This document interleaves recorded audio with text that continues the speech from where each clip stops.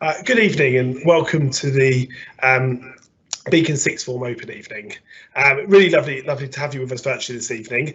My name's Mr. Huff. I'm Assistant Head Teacher responsible for Sixth Form, and with me today to help out is Mr. Hall, who's also Assistant Head Teacher. The goal of this evening is to really introduce you to our sixth form and talk you through what we do as a sixth form and how our sixth form works and how we support our students to be really successful. There will be an opportunity at the end to answer any questions, and in fact down the side you should be able to see there's a sort of Q&A where you can ask questions at any time, and then at the end we come back to those questions, so we'll try to answer them as best we possibly can. So if you want to do that, that would be fantastic, and please feel free to do so. But really what I want to do today is give you a sense of what it's like to be a student at Beacon and how we support our students and what that might look like. So that's the plan for this evening. Brilliant. Okay, excellent. Thank you. So I thought as I was planning this presentation, beg your pardon, about what I would most want to know if I was a student applying to sixth form, if I was a parent of a student who's potentially applying to sixth form. And I think there's lots that I think I want to cover, but there's something very obvious to start with, which is how we work as a sixth form to support our young people. I strongly believe, and I know my team and our team of teachers down at sixth form strongly believe, that if we don't look after our students as individuals and we don't all work together to support one another, we're not going to be successful. So we put our pastoral care and our relationships with our students front and centre of what we do in the sixth form. We're so lucky because it's a separate site, so it does feel like a community with a really lovely warm atmosphere, and because it's a separate site we get to know our students incredibly well. I'm lucky to have a fantastic pastoral team too that really get to work with these students really closely, so we can give them fantastic personalised kind of tailored support. So I feel like something I can say to you now as potential students or the parents of potential students is that if you come to sixth form, we will look after you. We will make sure that you're supported both academically but also pastorally, because we know that if we don't get that pastoral support right, then you're not going to feel like you could do well academically. And what that means in practice is that we have a team of pastoral leaders and teachers that will get to know you really quickly, but we also have really significant counselling provision. We have 6 counsellors that work with us in the sixth form to ensure that we really can meet the needs of our students. I know that being a sixth former is a really tough time in someone's life. It's a real transitional period where lots is going on in someone's life, but yet they've got to be really successful because they've got to make big decisions about their future within a year and a half of starting in sixth form. And you know, the current year 13s are right in the middle of doing that at the moment. And so they're going to need lots of support, and we're going to have to work with them one-on-one to get there. And we do it. We value it. It's really important, and it gets us fantastic outcomes. So that's something that I think is really important. Working alongside me doing that, I have a fantastic team of teachers, and I know as a teacher myself that getting to teach sixth form is a huge privilege. You know, the day you find out that you get to teach sixth form, you're like, yes, that's fantastic. And our teachers very much feel that, and you can get that sense and that buzz in the lessons in sixth form. Our teachers are specialists, they're subject experts, they're very experienced, and they love working with our sixth form students in their subjects. We've also got a diverse range of subjects. We've got a diverse range of teachers, so there's options for lots of our students. But those relationships that students will have with their teachers in sixth form are quite different. It is a lot of responsibility on students to work independently and to really sort of use their teachers as a sort of guide for what they should be doing both in and out of their lessons. And our really experienced team of sixth form teachers really help the students do that. I mean, academically they will definitely get that support. It's a challenge. Sixth form is a big step up, and you know, it'd be unfair for me to deny that to students. You know, you're used to, when you're in year 11, having a very clear timetable day with your 5 lessons all prescribed for you, but when you come to sixth form you need to learn how to work independently, and you need to learn to work out for yourself, and that transition is really tough. And for some students, they find that really challenging. We have to work with them to get them there. But it's important that we do, because you know, when they leave sixth form, whether they go off to university or employment or an apprenticeship, whatever they do, they're not going to have someone sort of standing over their shoulder and making sure they're doing their work in the way Miss Robinson is in that picture. They are going to have to be able to work for themselves. So that balance we strike with our pastoral team, with our teachers, in terms of, yes, supporting them and giving them loads of work, but also trusting them and expecting them to have the resilience to be independent workers and building them into that is really important too. So it's something that we really value. On a practical level, our timetable reflects that, and that imbalance that we have between wanting the students to work independently but also supporting them. We have a longer school day than many sixth forms have, and we expect students to come in the morning every single day, and students in year 12 have to stay all day with us because we want them to have a working day, and we think that's the best preparation for them for their future life. You know, turning up on time, etc., is important, as it is when you go and get a job and so on. But we also build into that day independent periods and study hall periods where they have to be self-initiated, when they have to work independently. It's a big change from GCSE for most of them, and that's to support them. And we have our study hall set up to do that, and we have free periods set up to do that. So that's a big part of their life on a day-to-day basis in sixth form. The result of that care, really, I think, in terms of that pastoral support and that academic support they get from their teachers, is that we get really fantastic results.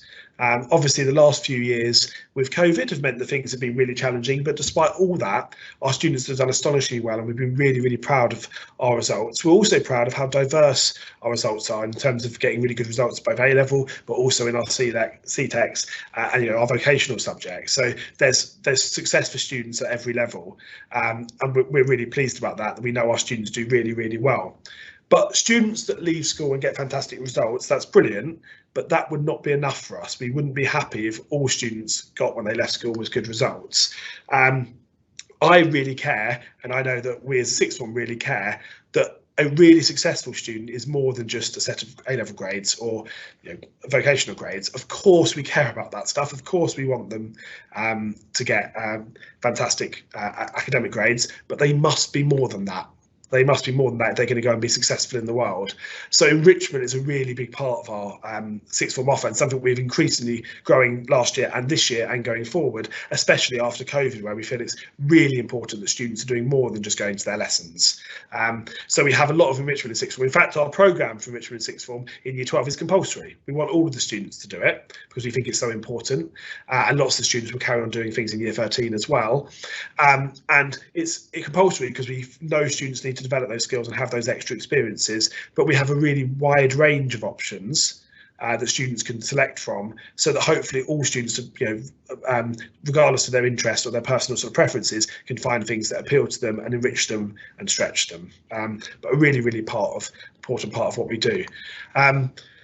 So I think if we're doing that right, if we're getting that pastoral care right, if we're getting that academic care right, if we're pushing them to enrich their lives way beyond the curriculum, if we're doing that well, we should see that in their success. We should see that in what they go on to do, and I absolutely believe that we do. So our results from sixth form are really, really strong academically, but also in terms of where it takes our students in the next step of their lives, they're really strong too. We're lucky that our destinations map, which shows the destinations of our 2022 leavers, was published this week, so we're able to share this with you today. And once again, as we see every year, it's such a fantastic and diverse range of success on that destinations map. Students going off to do wonderful, wonderful things. Lots going to university, which is great, but also lots of students going to high-level apprenticeships or to training or employment or to art foundations or the armed forces. I think something that I'd want to almost stress actually is that as a sixth form, we know that success is diverse and that students are diverse, and that we're delighted with students to go off to do all kinds of different things. We just want them to be going off to do something that really challenges them. Something I'll say to students when we're talking to them is that if they're not doing things that are a little bit scary in their life, they're not pushing themselves. So we want them to be doing things that are a little bit scary sometimes, but also with that knowledge that their support is there, and we will get them there and we'll help them take those steps even when they are a bit scary, whether that's to go off to an apprenticeship, to employment, to university or beyond. So we're really proud of our destinations, of our students, and the diversity that represents, which makes me think that it's a sixth form for many people with many different aspirations and many different goals in life. I'm conscious that when students try to make that application to sixth form or to college, that it can be really daunting. And we offer a huge range of different courses, 28 different courses we have, and that can be quite scary. And it's actually one of those first times for a young person really where they really do have to make a really personal decision. They're GCSEs, they're a nice big safe range of subjects. When they go to sixth form, they're no longer compulsory subjects. It's a very different feel choosing what you want to do. So that's actually really exciting. They get to choose what they want to do, but it can also be slightly daunting. Shortly, Mr. Hall is going to talk through some of the mechanics of the application process in terms of how it works and choosing subjects and so on and so on. But I felt I'd want to give you some guidance and some advice about how I would encourage students to make their choices in terms of what subjects. What I would say first of all is that when it comes to choosing your sixth form courses, you should think really carefully about what you like, what you love, and what you're good at. And that should be a guiding principle. Think what do I like, what am I really good at, and that should be your guiding principle. I think generally, as a rule of thumb, if you do that, you're likely to be successful, because successful people do stuff they like, stuff they're good at. So that will be my guiding principle. So I encourage students to think really carefully, what of my subjects do I enjoy at the moment? Are there ones I really enjoy? Could I see myself doing that for 10 hours a fortnight?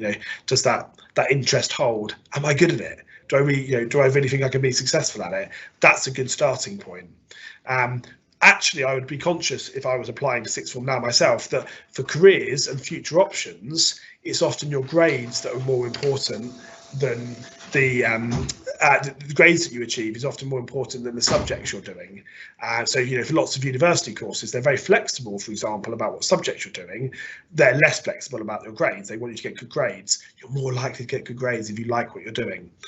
So I would say that's a good guiding principle. There are, of course, exceptions to that. If you want to be a doctor, then you're going to have to do biology and chemistry. If you want to do engineering, perhaps maths and physics and so on. But as a general rule, it's wise to think, what do I like? So when students are talking at home about what they might want to choose, when they're talking to their teachers, when they're considering it, that will be something I'd be talking about. Oh, do you like that? Are you good at it? And that's a good way to start. Also be aware, and Mr. Hall will talk about this perhaps a bit more in a second, that there are lots of courses in sixth form that don't exist at GCSE or below. And it might be worth exploring whether those courses would be appealing and whether you'd be suited to those courses. Hopefully you saw that when you came to the open evening, but I would strongly encourage people to be going onto our website, where there's lots of information about the application process in general, and there are videos produced by the subject team for each of the subjects where they talk about what it's like to do something like digital media or criminology or philosophy and ethics or something like that, the different subjects. And you can say, okay, I didn't do that at GCSE, but I'm really interested in it. Having watched that, I'm now excited to look at it. So I'd really urge you to look at the website and to watch those videos as a sort of guiding sort of principle for what you could do. I'd also want to say as well that while Mr. Hall will be talking shortly about the sort of application process in a sort of broader sense, we will help you through this, and we really personalise how you apply to sixth form. So in January, there'll be a chance for all students, whether you're currently at Beacon or whether you're applying from elsewhere, to have a meeting, to have a chat, have a conversation with someone in the sixth form team, either myself or someone else in my team, about what you want to do, and we can make sure that what you're choosing is sensible and appropriate. And then there's another chance to do that again in the summer. So it isn't a case of you go off and do it on your own without any support. We want you to feel that that's a supportive process, and that's a big thing we do. Actually, not many schools do that and have those one-on-one meetings, but we realise they're really valuable. That's also why we ask you, when you're doing your application, to write a paragraph explaining really why you've chosen the subjects you've chosen, because that gives us a way in to have that conversation with you about, okay, great, you've chosen biology, why is that? And we can see then why you've chosen it as a starting point for a conversation. So see that process as part of helping us help you make the right choices, because that's why we do that. That's all I want to say for the time being. Obviously, we'll be here at the end to answer any questions there are any. But I'm now going to hand over to Mr. Hall, who's going to talk through some of the more mechanics of it.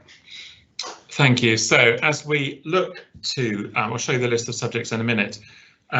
What we're suggesting at this moment, and really this is quite terrifying as I think about my job in the year, which is to put the timetable together, which people often think is something that we do in June, but here we are on the 29th of September, actually starting the process of building next year's timetable, and we build it around what you're about to choose.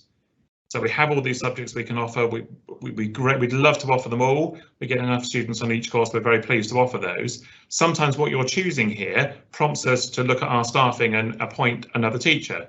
If this has more maths students than ever before, then we'll seek another maths teacher to make that function across the school. So that's something that we have in our head at the moment. I guess something else to say at this point is when we look at how the teaching works, what we're planning for and what we've done for the last couple of years is to have for each subject that you choose, that you'd have 5 hours teaching every week for that subject, which we know is a little bit more generous than some of the schools are able to offer. We think that works really well. That helps us feel as we're teaching it that we're not in a huge panic, we're not in a big rush all the time to get through. So there's lots of time to be able to pause and reflect and kind of revise and kind of reconcile a bit of where we've got to. That really helps the progression through not feel like a kind of mad dash all the time through. So as you see on the slide here, our aim here is that you choose 3 subjects. It is possible to choose 4, but that's a really huge challenge. So it can be done. Like I said here, we expect that about the 10% of students, that's a really sensible choice to go for. After that, it's beginning to get really quite challenging. You're much better to get 3 really good grades than kind of 4 kind of less good grades. May I add to that just briefly? Yeah, so the justification for that is in terms of onward progression.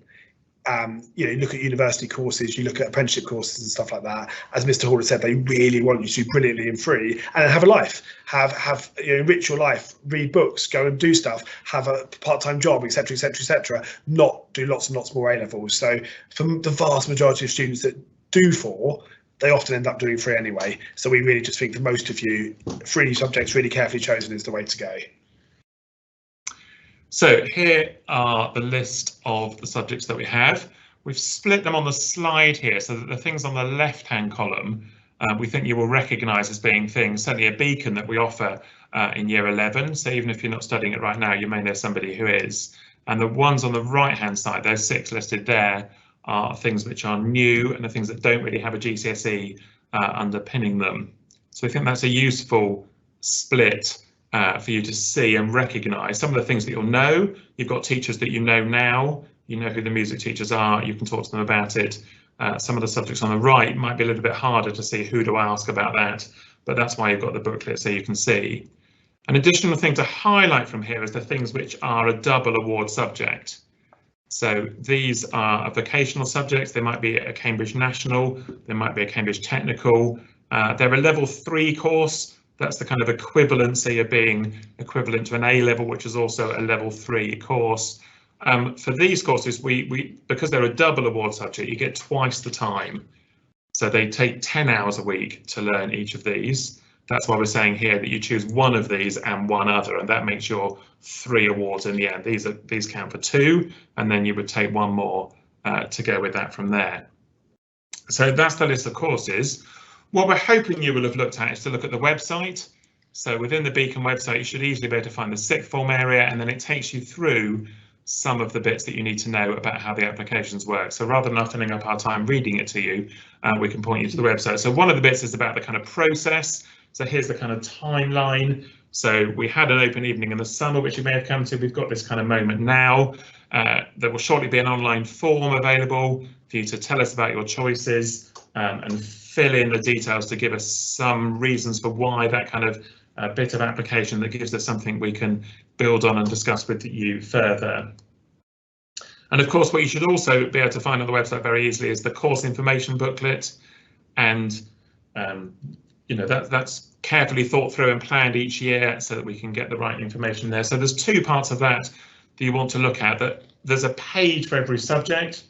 So the page gives you the details about the course, the things that are important in it, the things that you need to know, the kind of progression, what goes next, any other kind of information that you might have. That gives you a contact email address. So if you want to ask a question, particularly about art photography here, you can see Mr. Earl's email address at the bottom so that you can ask that.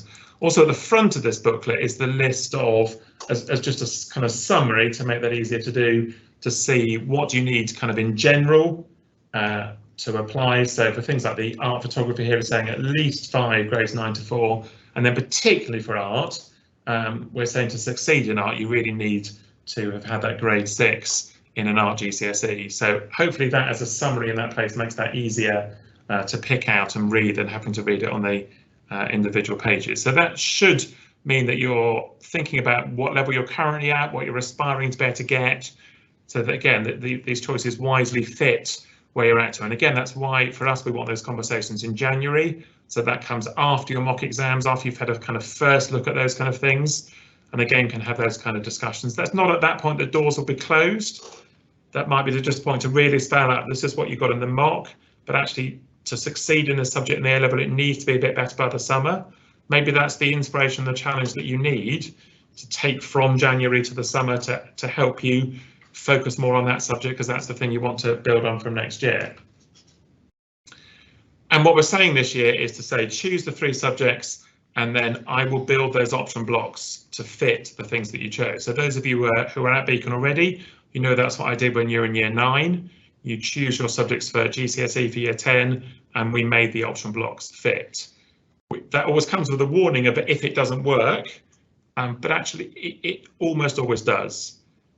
We find, although we're scared that people might pick really complicated things that make that impossible, actually, in reality, like you saw when you chose year 10, it always seems to end up that we are able to exactly pick the choices that you've made to make that work. And of course, you can then change a bit later. You can look and then see once the blocks are there, if you want to flex things around, maybe in that discussion in January, or maybe after the results in the summer, you're saying, well, actually, I know I chose this then, but now I think I want to do this instead. Those kind of swaps are always possible. But initially at this point, the form will ask you for 3 subjects, or 2 if it's a double, 1 double award and 1 other, and then we will put those option blocks together to fit what you want to do.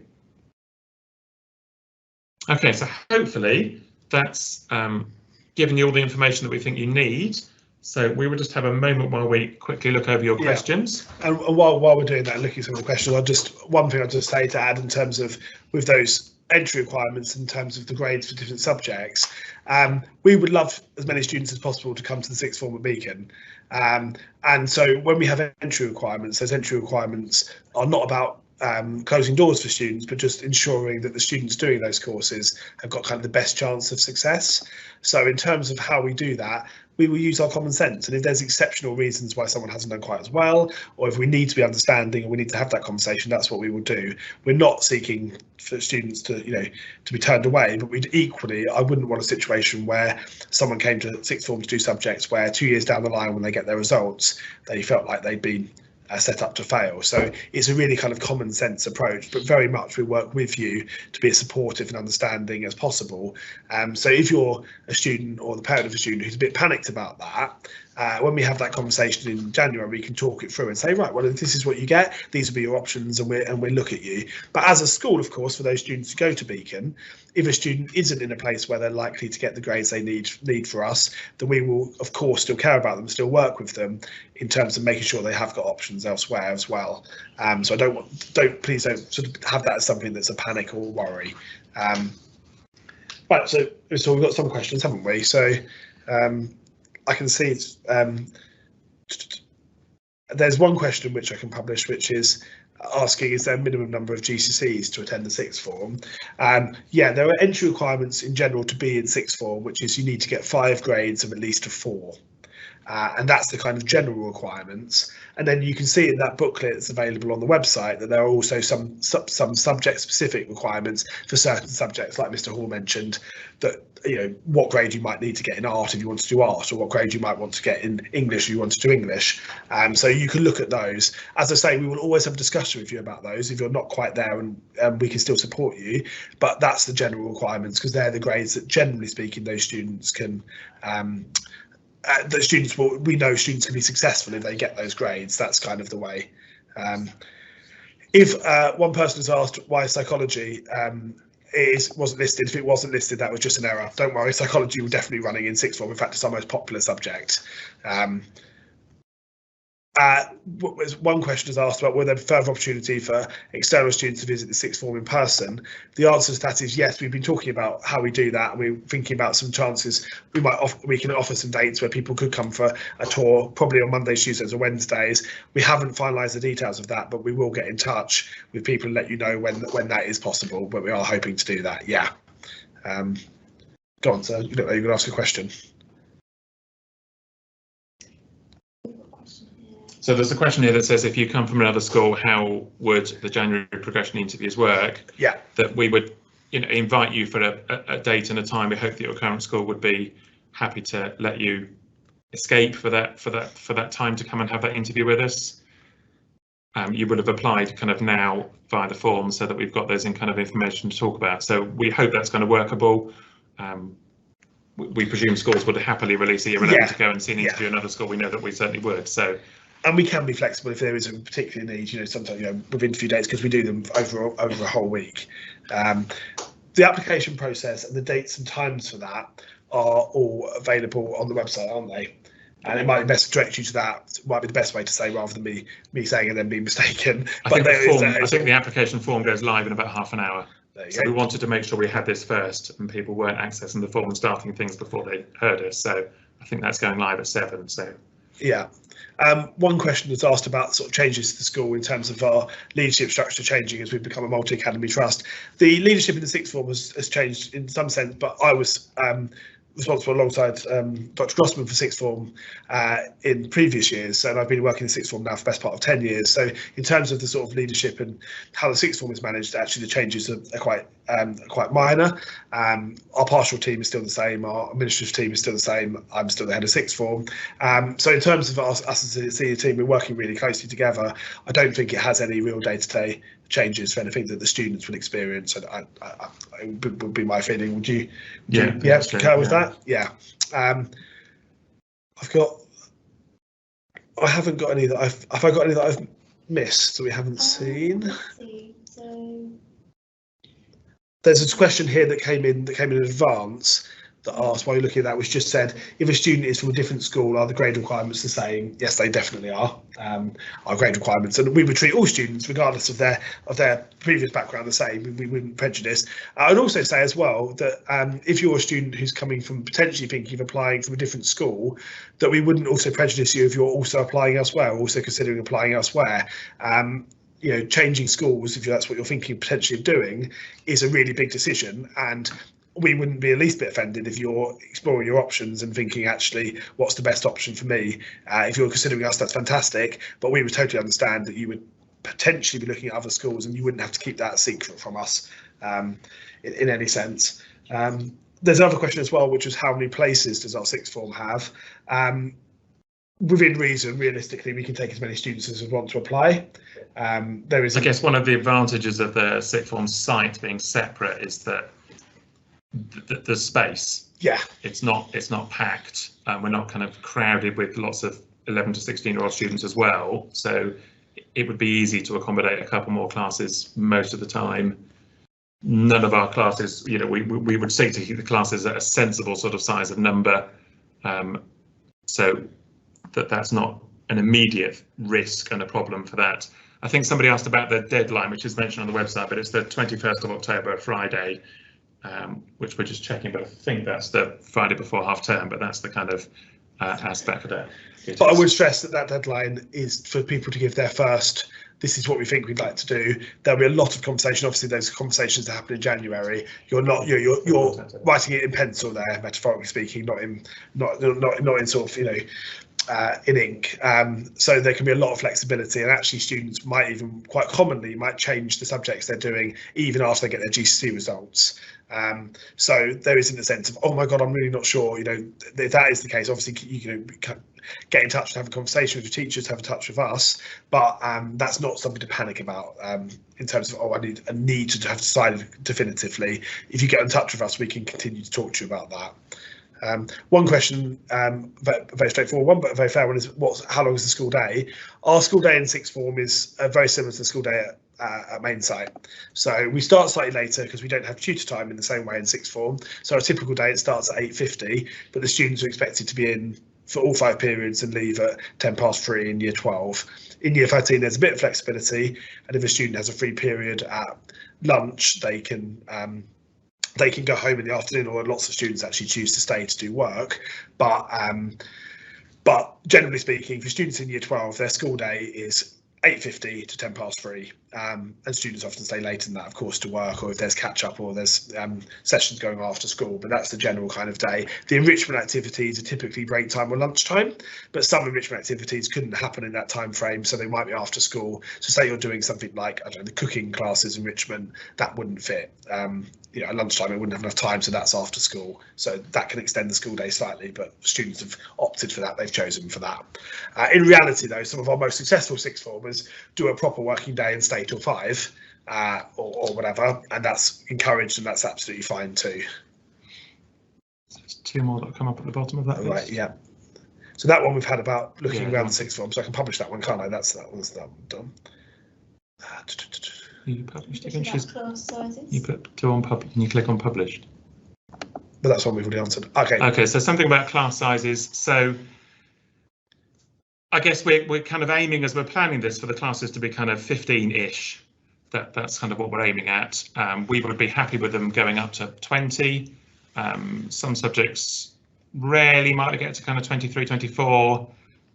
Classes sizes of things kind of under 10 we would think carefully about, but we appreciate that you know, some subjects are never going to get hundreds and hundreds of students. We're very keen to keep offering French and German and further maths and things, even if that isn't going to get large numbers of students. So in some cases those classes might be 5 or 6 or 7.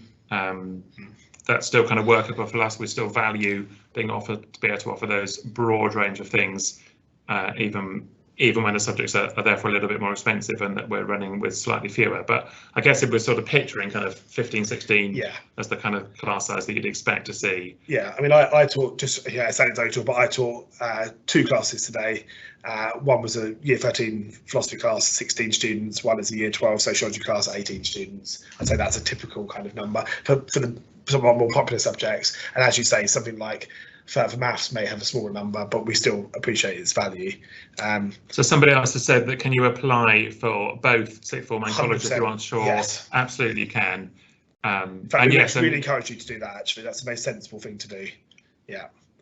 And as I say, you wouldn't be prejudiced by doing that. That's a sensible thing to do. We want to support you to make good decisions and have all your options open. So, I mean, of course, we want. I would love to have as many students come to Beacon as possible, and we hope that students would choose to come to us if we could offer the subjects they wanted to do.